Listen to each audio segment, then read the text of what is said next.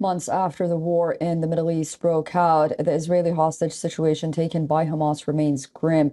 The ceasefire truce between Israel and Hamas militants was welcomed by the world. The truce, Israeli prisoners and Gaza hostages returned home. But since their return, allegations are being made on how the captives were ill-treated. Here's a report that tells you more. Remember those happy photos and videos of Israeli hostages waving and smiling upon their release by Hamas militants? Well, it turns out there is a reason for that. According to Israel's health ministry, Hamas militants drugged the hostages who were released during the ceasefire. The reason, you may ask? They did that so the hostages look happy during the transfer to the Red Cross in Gaza. Israeli ministry officials told lawmakers at a hearing of the Knesset Health Committee the captives were given tranquilizers ahead of their release. Moreover, according to the head of the Health Ministry's medical division, the hostages were administered clonazepam. It's a mood-enhancing drug used to treat seizures and panic disorders. There are more disturbing allegations made by Israel. According to reports and Israeli women's rights campaigner, sexual assault was a part of the atrocities-filled rampage by Hamas and other Gaza militants. They say they saw footage of women in several locations whose condition left them in no doubt that they had been raped. The denial of the atrocities committed by Hamas on Israeli women by women's organizations around the world is a denial not only of our humanity, but of the values that we have all worked so hard to bring to light.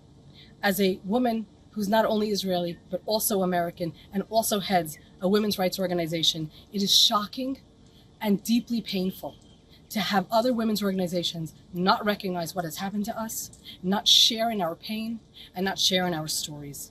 It needs to change now. My mother came back with testimonies. I can't listen to her talking about how they were handcuffed, how they were abused and not given medicine or medical care. Israeli police say they have so far gathered more than 1,500 testimonies from witnesses and medics. Moreover, Israeli women's rights and legal activists are calling on key international organizations to publicly acknowledge reports of gender-based violence. In the 1 month of war in Gaza, allegations are also being made by released Palestinians. They allege mistreatment in Israeli prisons and the horrific conditions in which they were living. Former Palestinian detainees have described beatings, deprivation, and a radical deterioration in conditions in Israeli jails. Released women prisoners also claim that they were denied basic needs which they require for themselves.